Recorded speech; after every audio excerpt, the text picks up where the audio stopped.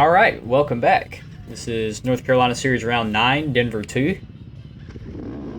And right off the start, I nearly looped the bike, as you can see there. A little more traction than I was expecting in that spot. Here in the open, there was a lot of dust, as you can see. Everybody kind of slowing down, taking it easy. And I was expecting the whole day was going to be really dry and dusty, but yeah, as we get into the woods here, you're going to see that it's actually muddy, quite muddy in the woods. And here you go, we're coming into some of these ruts here. You can see there on the right, particularly how muddy that is. And a good bit of the track was like that.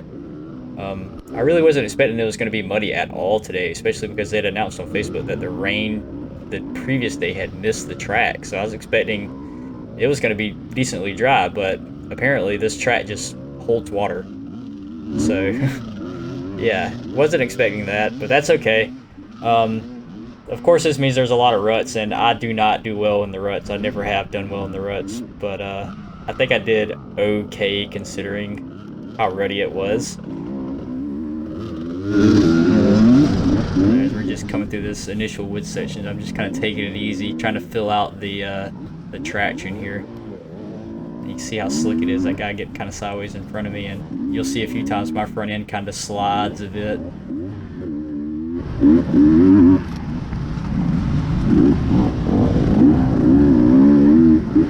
It was another hot day. Big surprise with it being, summertime. But I think today was hotter than it was at the last race at Brushy Mountain, and I complained about the heat in that one. Yeah, it felt hotter at this race. You can see my front end there getting real loose as I try to get over that bank. But yeah, I had to stop and take my goggles off. It just felt like I couldn't breathe. It's really hard to push when it's that hot, so it was a little bit of a struggle. I've actually been running quite a fair bit during the day trying to get used to the heat, but it just isn't working. Oof. Yeah, that rut there caught me off guard. Good start. Okay. Didn't do too much damage, just cost me a little bit of time.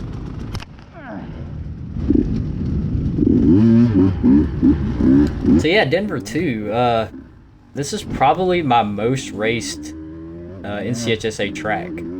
I think I've raced this one once or twice more than I've raced Brushy. And I gotta say, I don't really care for it that much. I mean, it's not a bad track, but it's very...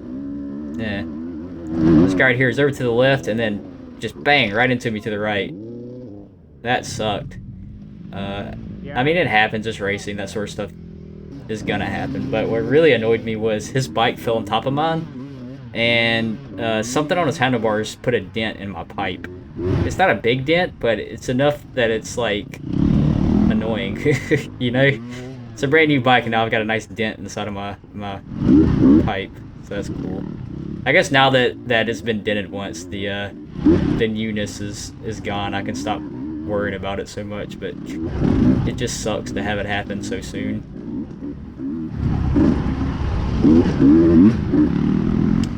So as you can see, I am back on the Husky, and that's because I finally got the Mako mount put on there, and just like I thought, the Mako mount was the key. This race I didn't have a single bit of arm pump at all. So it was just the vibrations from the bike that was causing it. And I don't know why the vibrations have such a big impact on me, but just adding the Mako mount completely resolved all of the arm pump issues I was having. So that's good to see. I was really happy. This is actually pretty sure the first race I've done since I put the Mako on. And yeah, just absolutely fine. I did make some other changes to the bike as well. I did some changes to the the fueling. So it was super rich, and I think I've more or less got most of that straightened out. It's still a little rich here and there in the rev range, but it's a lot better than what it was. I ended up having to do the idle screw mod. If any of you are familiar with the TPI, KTMs, and Huskies, that's a thing that pretty much you have to do if you want to get the bike tuned right. And I added a couple other things to the bike since then, which have altogether I think made the bike pretty much what I wanted it to be when I bought it. So now that it's pretty much in a spot that I'm happy with. I'm actually, it's now going to be my primary race bike. It's finally gotten to the point. I've actually also just paid it off as well, so now it's going to be the primary race bike going forward. And the KTM for now is just going to serve as a backup bike. I'm going to keep it on hand and ready to go in case something happens and I can't get the Husky ready to race in time. I'll have the KTM to fall back on. And it's nice to have as just a spare bike in general. You know, if you want to go riding with friends and they don't have a bike to ride, well, I've got two. So it'll be good to have it for that reason as well. Future plans for the KTM. I don't want to sell it. I think what I'm going to end up doing is over the winter, I'm going to tear it completely down and rebuild it. Not like a complete restoration, because it is going to stay as primarily a racing bike. But I'm gonna. There's some stuff that needs to be fixed. Primarily, there's some pretty bad rust that's developing on the bottom side of the frame. So I think the big thing is I'm going to tear it down and have the frame sandblasted and powder coated to take care of that issue. And then the bottom end has 400 plus hours on it. So I'm going to finally do the bottom end on the bike. I've never done a bottom end on a two-stroke bike. Well, I've never done a bottom end on any bike, four-stroke or two-stroke. So it's going to be a learning opportunity for me. So yeah, it'll be fun to get in there and get that rebuilt and get it back in tip-top shape. That'll be a winter project when it's not, you know, 1,000 degrees in the garage. Man, that water was it looked so nice when I was racing. Like, every time I went across the river there, I just wanted to stop and lay in the water. Oh, it looked so tempting.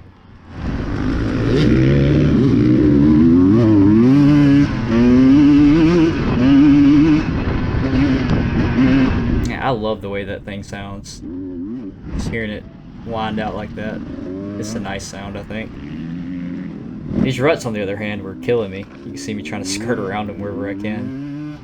I don't know how to handle the ruts. I think I just need more practice with it. You can see when I get into one, I'm kind of bobbling around and struggling. I want to say speed is the key. I need to go faster through them, but it's so scary, to be honest, to go through a rut quickly, because I feel like I'm just gonna, as soon as I get into it, I'm just gonna eat it.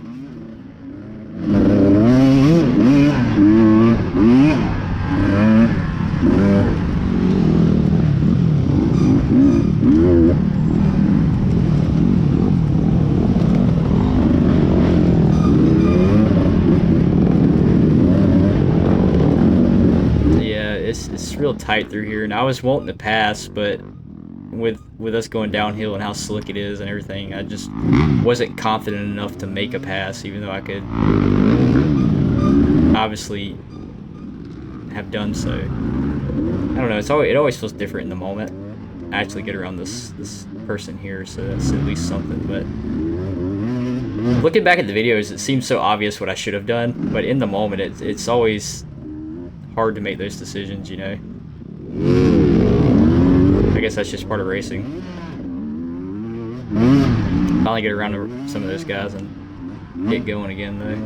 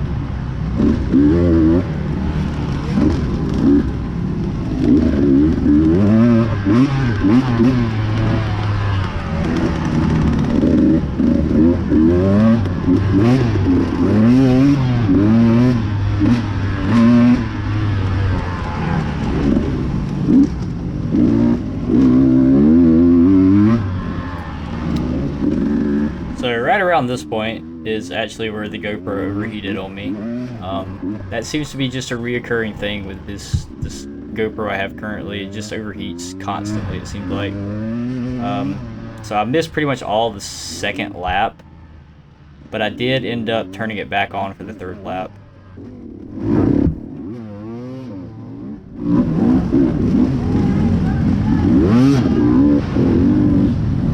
Here you can see there was some nice ruts there, and there's a few people caught in it, so I stopped to kind of assess the situation, and everybody else just passed me, which is awful. But then I immediately noticed this path to the left here and was able to actually get back around most of those people that passed me, thankfully.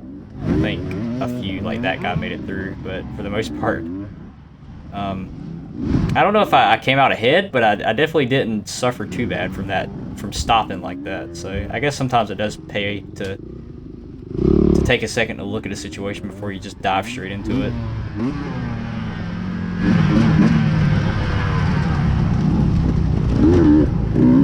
But anyway, yeah, like I said, the GoPro died, so now we're going to skip ahead to the beginning of my third lap. Of course, it says 2 laps remaining, but that's for the guys that can actually manage to get a lap done at a reasonable pace, I guess. So at this point, I was really feeling the heat, and you'll see that I've slowed down quite a lot just because of the exhaustion from the heat. I run a Liat 1.5 liter hydro pack, and I got it as a gift, and I ran it all through the earlier months, the colder months, with no issue. Like 1.5 liters seemed to be plenty of water for a race. But now that we're getting back into summer, I've found that I need more water. I'm running out of water again. So luckily I do have a 2 liter USWay pack, so I think I'm gonna swap over to using it. The only problem with that is, of course, my Liat is like a fanny pack style hydro pack, whereas the USWay is a backpack style. And having more stuff wrapped around my chest, I don't know, I feel like it's gonna make it harder, especially in the heat. And that's kind of why I had originally moved away from a backpack style, just because having so much stuff strapped around your chest it feels restrictive. But I guess if I'm running out of water, then honestly having a little bit of restriction is probably better than thirsting to death out there.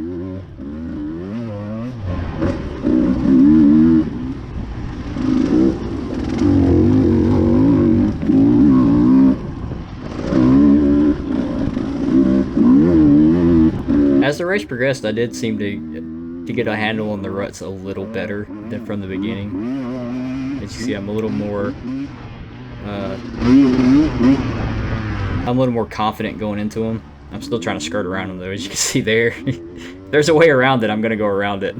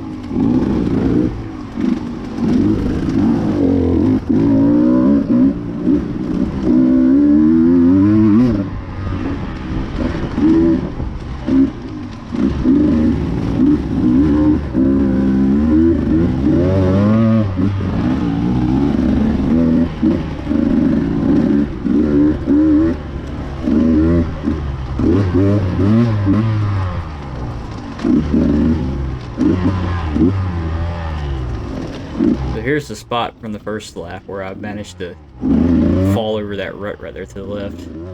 Learned my lesson on that one, so I went around it this time.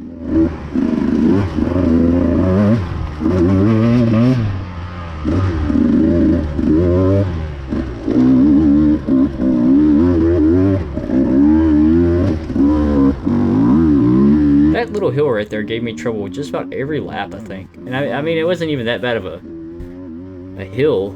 It just had that weird little awkward rut kind of running up the left side of it, and I don't know, it kind of messed with me every time. I've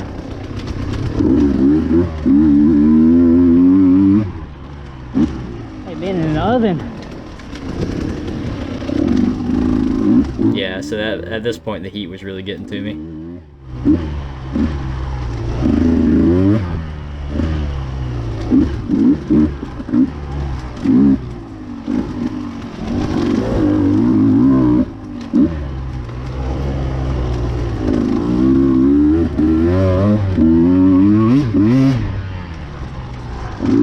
Anyway, I'm going to let the rest of the third lap play out, and I'll talk about the results here towards the end.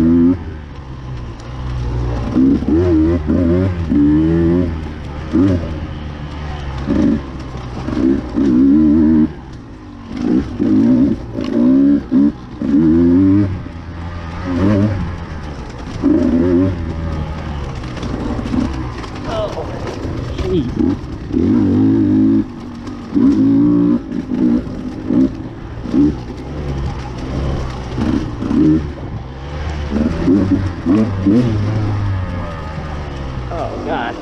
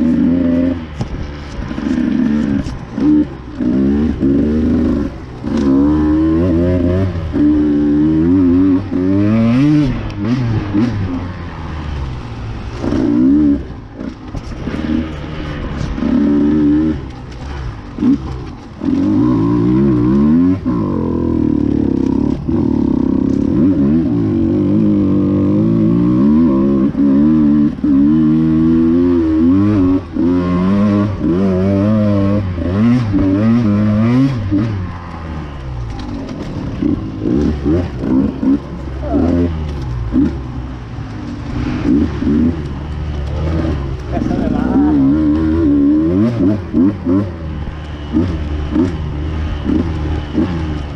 got mud in my eye. Like, can you see nothing? I got mud in my eye.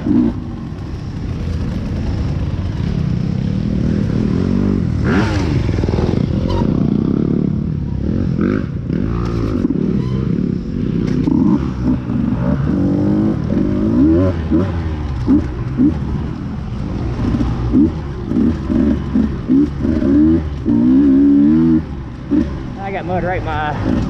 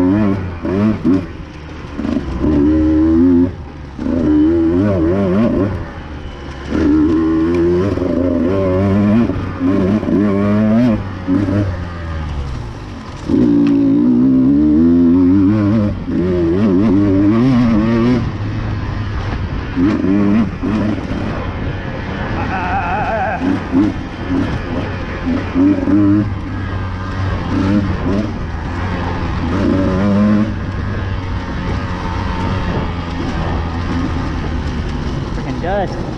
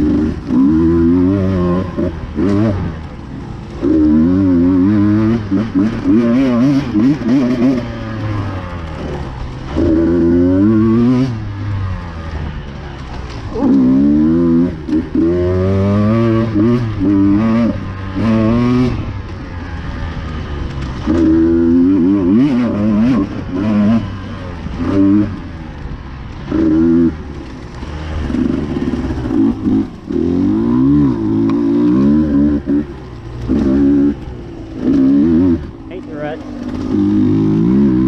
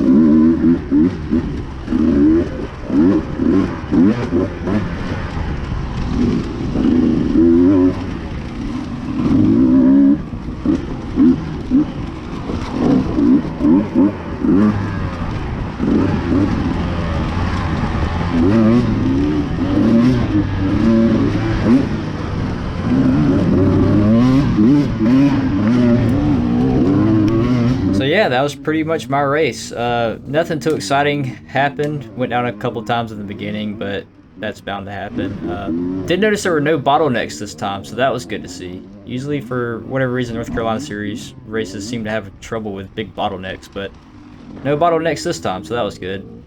Overall, I didn't do that great, but it wasn't the fault of the bike or the weather or the conditions. It was more me than anything. I just need to push harder, so I'm going to work on that. But either way, it was good to get out there and race. I had fun. I had been racing every weekend for like the first half of the year, so then we had this big like 2-week long break between races, and man, it felt like an eternity. So it really felt good to get out there again. And yeah, we'll see you at the next one, guys.